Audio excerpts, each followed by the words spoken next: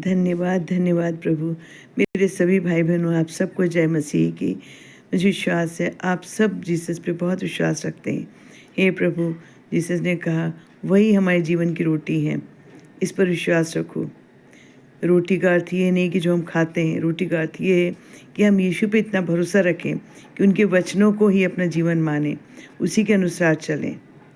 तो आज हम यीशु जीवन की रोटी को पढ़ने जा रहे हैं। इसको मन में विश्वास के साथ बिठाएं और पूरा विश्वास प्रभु पे रखें। झील के पास जब उससे मिले तो कहा, हे रब्बी, तू यहाँ कब आया? यीशु ने उन्हें उत्तर दिया, मैं तुमसे सच सच कहता हूँ, तुम मुझे इसलिए नहीं ढूंढते हो कि तुमने आश्चर्य कर्म देखे, परंतु इसलिए कि तुम रोटियां खाकर तृप्त हुए।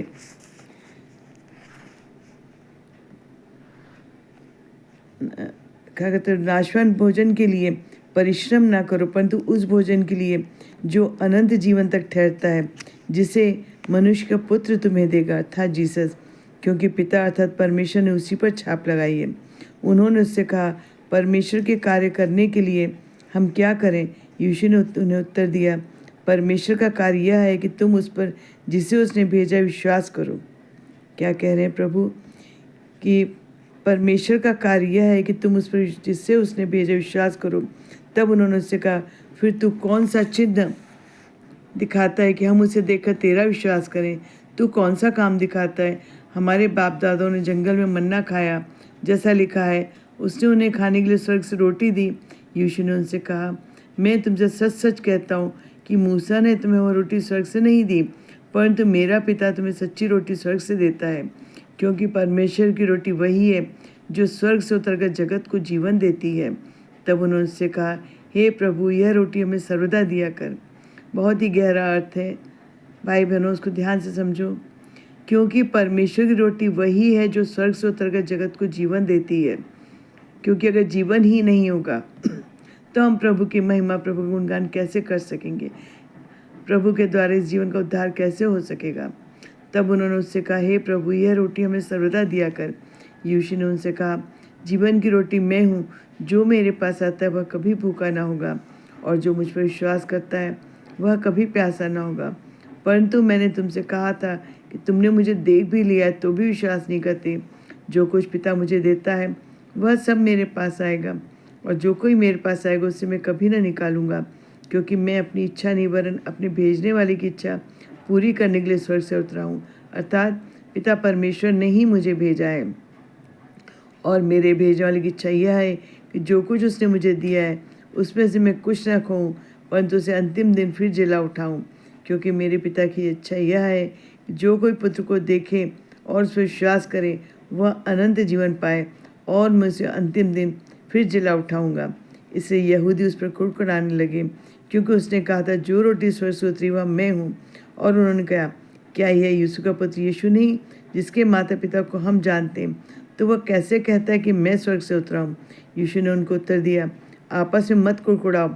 कोई मेरे पास नहीं आ सकता जब तक पिता जिसने मुझे भेजा है उसे खींच न ले, और मैं उसे अंतिम दिन फिर जिला उठाऊंगा। भविष्य वक्ताओं के लेखों में यह लिखा है, वे सब परमेश्वर की ओर से सिखाए हुए होंगे। जिस किसी ने पिता से सुना और सीखा है वह मेरे पास आता है। यह नहीं कि किसी ने पिता को देखा है, परंतु जो परमेश्वर की ओर से, केवल उसी ने पिता को देखा है। मैं तुमसे सच सच कहता हूँ कि जो कोई विश्वास करता है अनंत जीवन उसी का है। जीवन की रोटी मैं हूँ। तुम्हारे बाप दादाओं ने जंगल में मन्ना खाया और मर गए।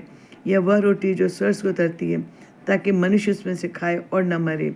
जीवन की रोटी जो स्वर्ग से उतरी मैं हूँ। यदि कोई इस रोटी में से खाए तो सर्वदा जीवित रहेगा, और जो रोटी मैं जगत के जीवन के लिए दूंगा वह मेरा मांस है। इस पर यहूदी यह कहकर आपस में झगड़ने लगे, यह मनुष्य कैसे हमें अपना मांस खाने को दे सकता है? यीशु ने उनसे कहा, मैं तुमसे सच सच कहता हूँ कि जब तक तुम मनुष्य के पुत्र का मांस ना खाओ और उसका लहू ना पियो, तुम में जीवन नहीं। जो मेरा मांस खाता मेरा लहू पीता है, अनंत जीवन उसी का है, और मैं उसे अंतिम दिन फिर जिला उठाऊंगा। इसका अर्थ ये है कि प्रभु को अपने अंदर इतना संभालो, उनमें डूब जाओ, अपने अंदर ही प्रभु को महसूस करो। ये उनका अर्थ था कहने का। जब तक तुम मनुष्य के पुत्र का मांस न खाओ और उसका लहू न पियो, तुम में जीवन नहीं। जो मेरा मांस खाता मेरा लहू पीता है, अनंत जीवन उसी का है और मैं उसे अंतिम दिन फिर जिला उठाऊंगा, क्योंकि मेरा मांस वास्तव में खाने की वस्तु है और मेरा लहू वास्तव में पीने की वस्तु है। जो मेरा मांस खाता है, मेरा लहू पीता है, वह मुझ में स्थिर बना रहता है और मैं उसमें। जैसा जीवते पिता ने मुझे भेजा और मैं पिता के कारण जीवित हूँ, वैसा ही वह भी जो मुझे खाएगा मेरे कारण जीवित रहेगा। जो रोटी स्वर्ग से उतरी है, यही है उस रोटी के समान ही जिसे बाप दादा ने खाया मर गए। जो कोई ये रोटी खाए वह सर्वदा जीवित रहेगा। और ये बातें उसने कफरनहूम के एक आराधना उपदेश देते समय कही। अर्थात प्रभु का कहना ये है कि मुझ पर इतना विश्वास रखो, क्योंकि ये शरीर किससे बना है? मांस और लहू से बना है। और ये किसका दिया हुआ है? प्रभु का दिया हुआ है। उनको अपने अंदर महसूस करो, अपने एक एक कण कण में प्रभु का विश्वास और प्रभु का वो महसूस करो।